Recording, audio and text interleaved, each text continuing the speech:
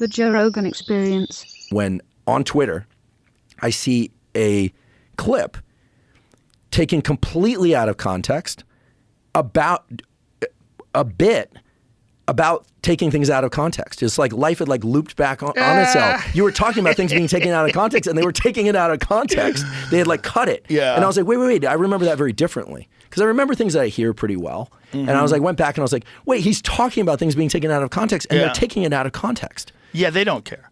But there's always some people that are just, this is not in good faith. Everything they're doing is just trying to find something wrong with everything you're doing. And it's usually people that their life is a mess.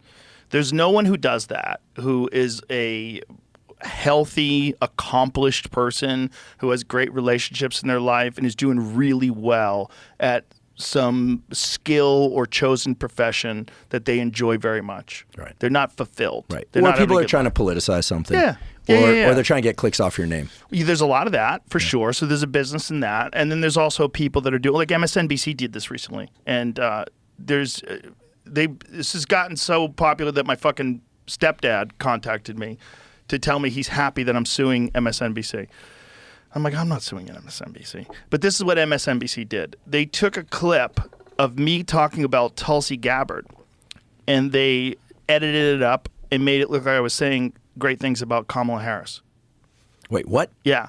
You and I have been mashed up on other stuff and AI, and I don't want to, like you said, we don't want to draw attention. That got taken off the internet, thank goodness. But it was bullshit. It was like it was AI and mashup. Yeah, there's a lot of AI ads with us. They did that about politics. Yes, they did it about politics, but they didn't do it like AI.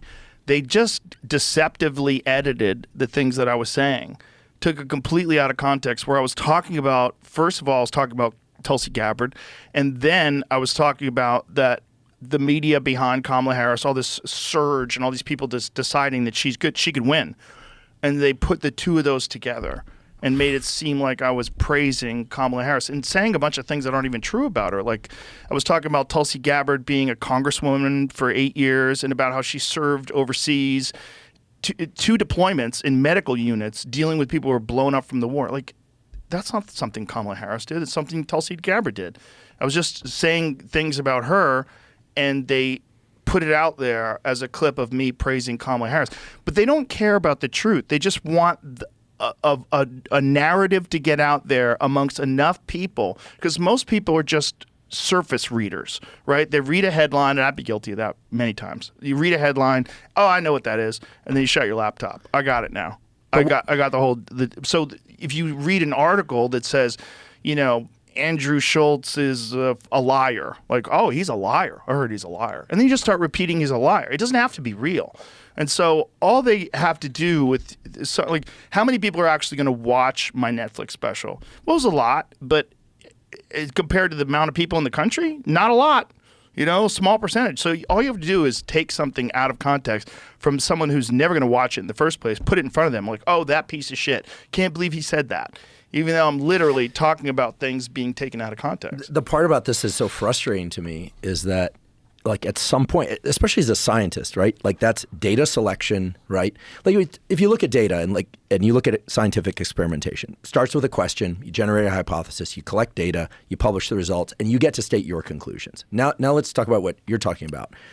In the world of science, I don't think there's a lot of outright data fraud, but a lot of experiments that don't work, people come up with excuses to eliminate But those there is data. some data fraud, right? Yeah, there certainly is some data the fraud. The amyloid plaques thing with There's certainly some Alzheimer's. data fraud, and there's a range of underlying reasons. One of the more common reasons that people don't talk about, which is something to really strongly inoculate in laboratories against, is when a laboratory is known for doing very, very good work, oftentimes the graduate students and postdocs that go there feel like they need to give the boss the result.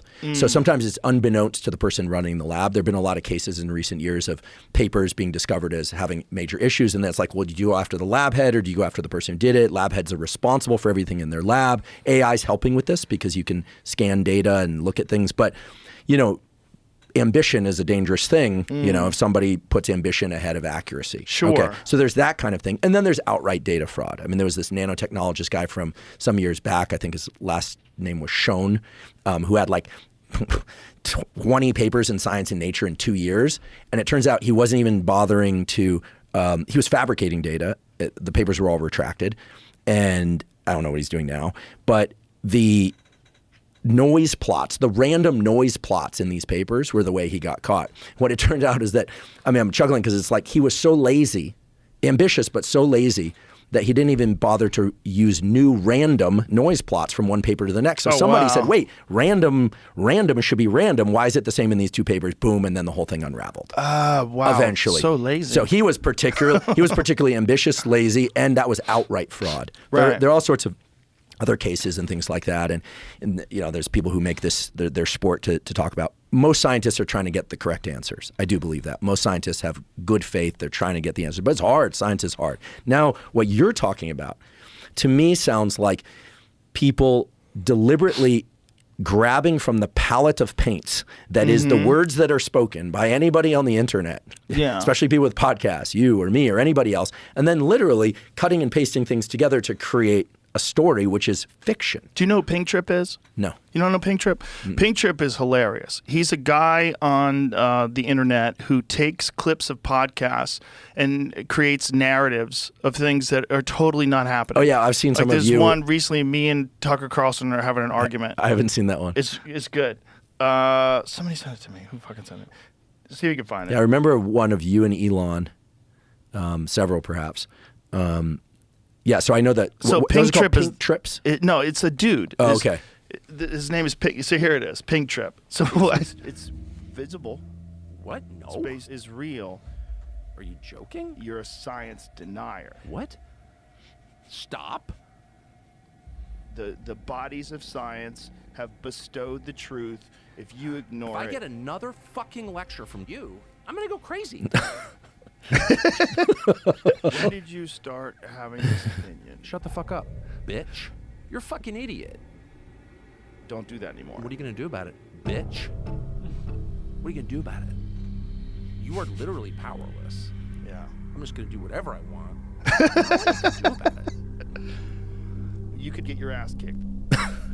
Are you threatening me? Yeah. I think you are a far-right, white supremacist, I have racist. no respect for you. You're like my dog.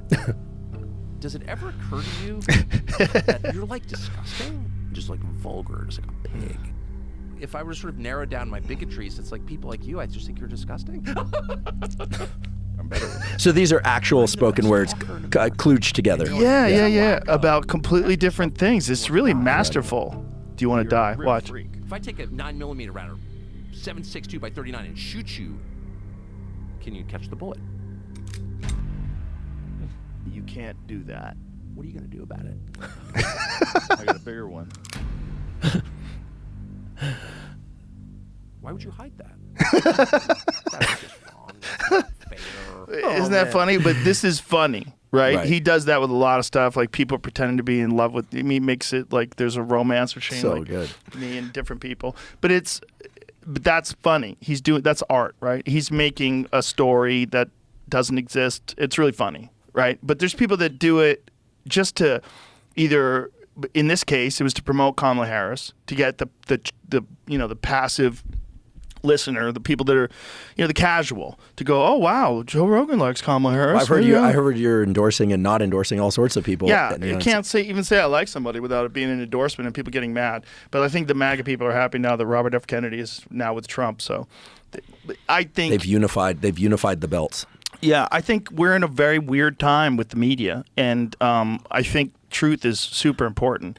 And I think someone that's willing to do something like that, that's a real offense. It's a real offense. It's not a small thing. It's a real lie, and it's a lie that changes other people's opinion. You take what's perceived to be an influential person and you distort their views in either a way to shame them, make them look bad, or to promote someone else. Like, that's a real lie. That's a dangerous lie. It's a real offense, and I think that there's no laws against that right now. It's except libel law. I mean, you could take someone to court, I guess, but it's a real bad thing. It's a real gross lie, and it's used right now to manipulate public opinion. Yeah, completely out of context. Mm-hmm. In the example you gave, Yeah. And certainly I'm familiar with examples where context is completely cut off at the point where Yeah. it leads to a false conclusion. Oh, sure. Like where the story is completely different. The reason I gave the counterexample of science is, when you're trained as a scientist, you're trained to try and parse what's real and what's not real and give the best, version of that you can. And then you are allowed to state your conclusions. But I have a question. At what point do you think the general public will come to understand that this is the way that a lot of things that they see out there are constructed to some degree or another, and stop actually believing it? It depends on who the public is. This is the issue right now with boomers, right? Old liberals in particular. All they do is watch the news and read the newspaper, and whatever's printed, they believe. And it's very difficult to get them to consider, like, hey, maybe someone's lying. Maybe there's propaganda campaigns. Maybe there's like this widespread media narrative that they're pushing because corporations are behind it and advertising is behind it, and they're figuring out a way to manipulate the public opinion on things. It's very hard to get old boomers to believe that, Right. because they're old. Okay, so they're set in their ways.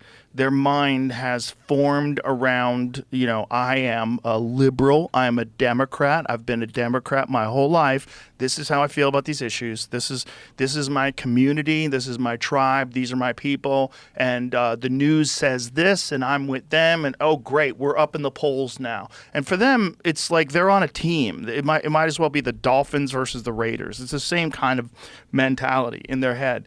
And they don't want to be challenged. That little part of their brain that exists when you challenge yourself and do things you don't want to do, that bitch is shriveled up to almost nothing. And they're real boring, and their lives are entirely excited by political discourse. Do you think it's all boomers? Yeah, it's mostly boomers. I think young people are way less likely to buy into bullshit now. There's young people that are ideologically captured, for sure. You see that both with right-wing people and with left-wing people. Sorry, I mean, do you think that all boomers believe in the traditional media like Yes. that? It's mostly because they grew up with it. Yeah. They're the ones. The kids today, they don't buy it at all. Like Gen Z kids and whatever the fuck what's the newest? What's the latest? Gen Z. Whatever these kids are. Yeah. These young kids coming up today, like people in their 20s, they don't believe it at all. Well, I'll tell you, I'll non-reluctantly tell you, my dad and I, over the years, like we had some early issues and we resolved them and we're good now. But when some not so kind press came out about me, they interviewed a lot of people. They interviewed a lot of people from my high school class and friends and coworkers, and then cherry picked for the story they wanted to create. But they talked to my dad, okay? And I would not put my dad into the political camp that you described, or any camp really. But he's a first generation immigrant, moved here from Argentina, did his PhD under a scholarship from the Navy. It was like a story of an immigrant who came here and became a scientist. America's dream. Yeah, there wasn't a lot of science to do in Argentina. There's not a lot of funding for it, right? So came here. I would say that when they reached out to him, he was like, oh yeah, the reporter was super nice. They asked me all these questions. And then he called me. He was like, I'm shocked. I didn't say that. That was completely flipped and twisted. And and I said, you got to record those kind of conversations. And I said, it's okay. It's okay. In fact, and that changed his perception. I can't speak for him, but based on conversations we've had since, changed his perception. He was like, I can't believe this, that they would sort of leverage this for a false narrative. You're allowed to do it for whatever reason. I have a friend who used to work at New York Times that said they were encouraged to do it. They were encouraged to just try to take someone down. Like that was the whole idea of a piece. Yeah. Well, that was made clear by the fact that many people reached out and were like, I had the best conversation with this person. Or when I was a kid, I grew up skateboarding and I rode for this brand, Thunder and Spitfire, and my team manager was interviewed. And then he called me afterwards and he said, yeah, it was kind of weird. Like I kept telling him the story that, that they had heard about you on podcasts over and over, and they kept poking and probing, trying to get me. And he said, that's what happened. Andrew called me that day and said, help me, I need to get out of this place, et cetera, et cetera. And he was like, I don't get it. And I was like, listen, Shrugi, like that's what we call him, Steve Rugi. I go, listen, like, thanks for talking to her, but it's just the way it works. It's not about... like they weren't really interested in the truth. They were Right. interested in pulling out certain language. An ex-girlfriend of mine said the same thing. Like I talked to her and I told her like what a great relationship we had. And then like what she printed kind of alluded to something kind of slightly different. And I just said, listen, thanks for talking to him. Like the goal is to collect a bunch of data. Like this is where I compare it to science, my domain.